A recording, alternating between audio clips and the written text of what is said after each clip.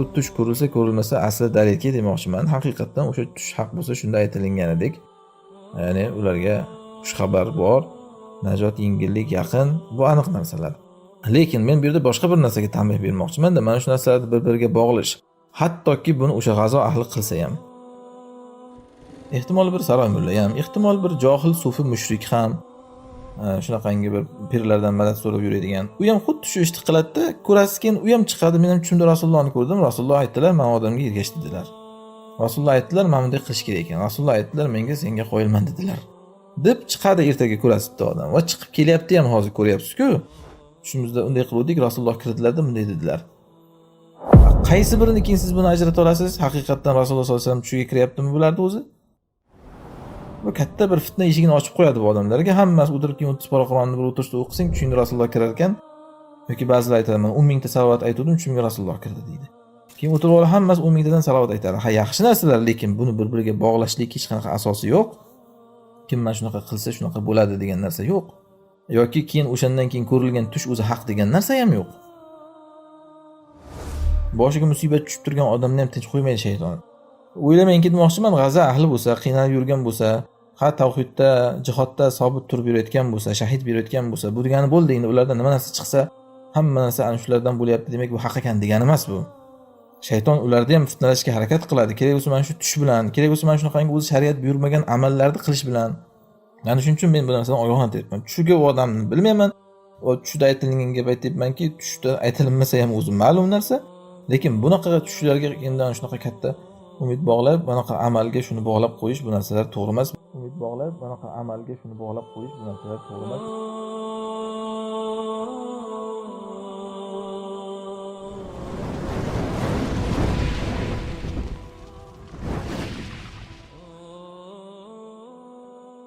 Va alaykum assalom va rahmatullohi va barakatuh.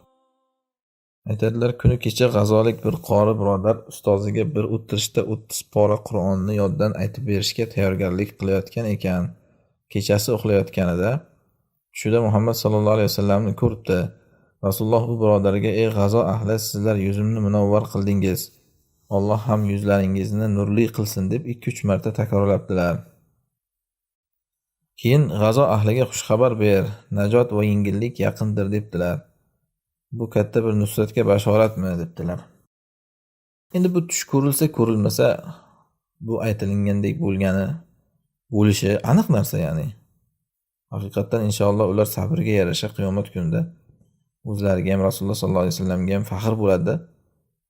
Va bu qiyinchilikdan keyin albatta nusrat yaqin. Alloh oyatda aytgandek, "Mata nasrulloh" deydi insonlar. Qachon ekan Allohning nusrati deydi.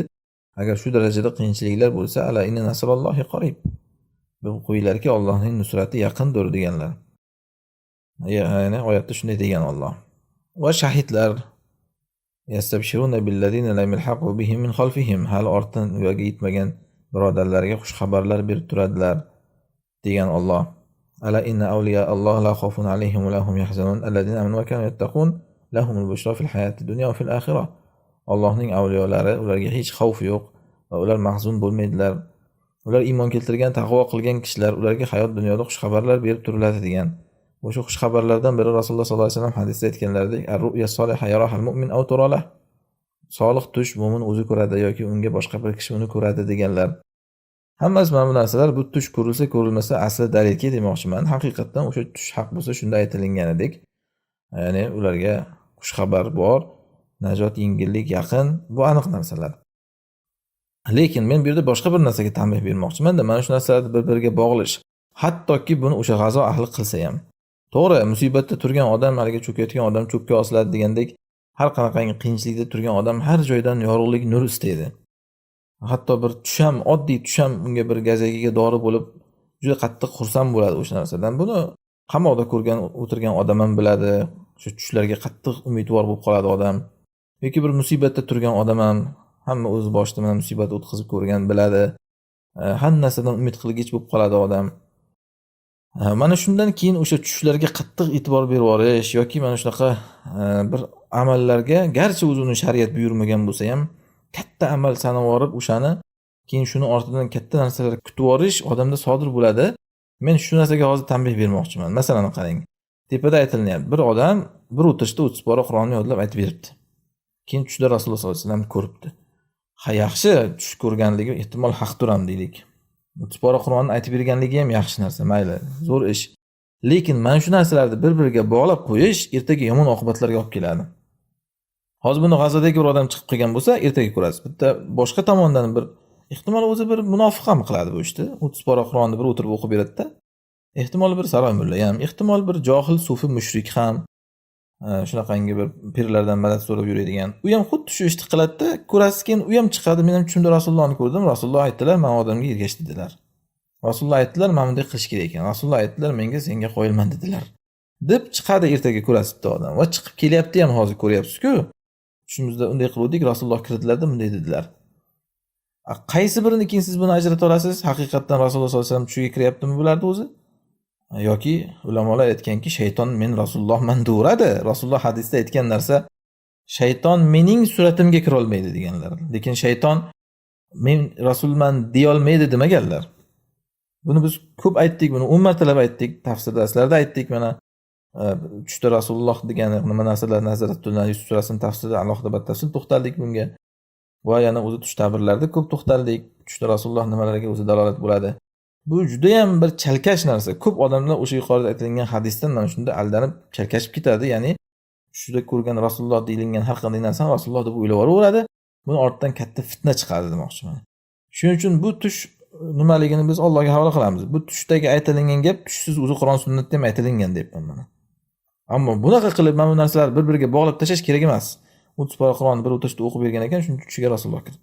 Bu katta bir fitna eshigini ochib qo'yadi bu odamlarga. Hammasi o'tirib keyin 30 pora Qur'onni bir o'tirishda o'qisang, tushingda Rasululloh kirar ekan.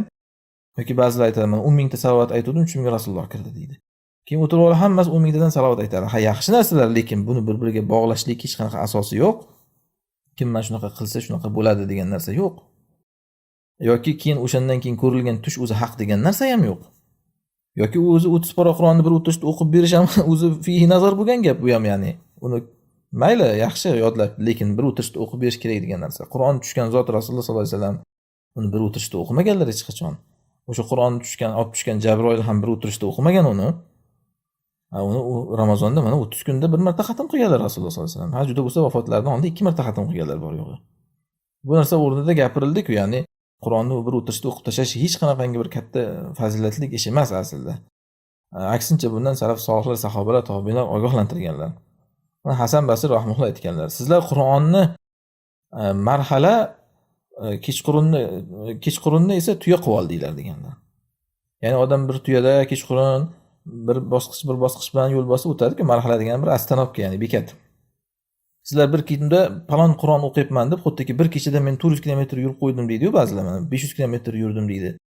Ana shunaqa qilib Qur'onni sizlar uni kilometrini o'lchab bosib o'tiladigan yo'ldek qilib, uni shunday o'qib tugatsam bo'ldi degan narsaga aylantirib qo'ydinglar deganlar.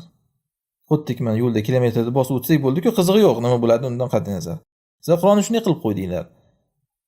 Sizlardan oldingi zotlar bo'lsa, uni kechqurunlar tadabbur qilardilar o'tirib, kunduzlari keyin uni tatbiq qilardilar degan. Qur'on mana shu uchun tushgan o'zi deganlar. Yoki bir kishi mana Abdulloh Mas'udga kelib, men kichkina suralarni hammasini bir rakatda o'qib tashladim degan. Mufassal suralarni. Ana shunda aytganlarki, she'r aytgandek qilib ajrab o'qidingmi deganlar. Ya'ni bu narsa ham o'zi targ'ib qilingan narsa emas demoqchiman. Shuning uchun o'zi mana shu narsada ogoh bo'lish kerak. Ya'ni shayton hech kimni o'z holiga qo'ymaydi bu dunyoda. Hech kimni, hatto ana katta olimlarda ham Imom Ahmad o'layotgan holda aytgan gapi ma'lum, hali ham sendan qutulmadim degani. Va xuddi shuningdek boshiga musibat tushib turgan odamni ham tinch qo'ymaydi shayton. O'ylamangki demoqchiman, g'aza ahli bo'lsa, qiynalib yurgan bo'lsa, ha tavhidda, jihodda sobit turib yurayotgan bo'lsa, shahid berayotgan bo'lsa, bu degani bo'ldi, endi ulardan nima narsa chiqsa, hamma narsa ana shulardan bo'lyapti, demak bu haq ekan degani emas bu. Shayton ularni ham fitnalashga harakat qiladi. Kerak bo'lsa mana shu tush bilan, kerak bo'lsa mana shunaqangi o'zi shariat buyurmagan amallarni qilish bilan ularga keyin shunaqa qilib o'ynash istaydi. Masalan, inson dushmanini qancha u xor bo'lsa shuncha o'yin qilgisi keladi-ku, mana hozir yahudlarda ko'ryapsiz, to'g'rimi? Musulmonlar xor bo'lgan sari o'sha G'azada o'yin qilyapti ularni. Ovqatlarda ham haligi yemaydigan ovqatni beradi, masalan, chipsi olib borib beryapti quruqqa. Istehzoda kalaka qilyapti, ochiqchasiga aytganda, ya'ni masxara qilyapti.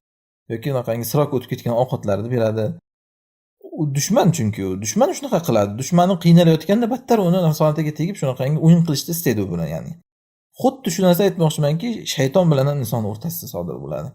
O'zi inson ana shu o'lar holda qiynalayotgan paytida ham shayton kelib yana uni mana shunaqa tushida har xil narsalarni ko'rib unga umid berib, keyin uni soyga borib sug'urmay qaytarib olib keldi degandek, kerak bo'lsa tushiga shunaqangi umidbaxsh tushlarni ham kirgizaveradi. Nimaga desa, tushlarni ham ko'raverib odamning hayotda nimadir kutadi-ku.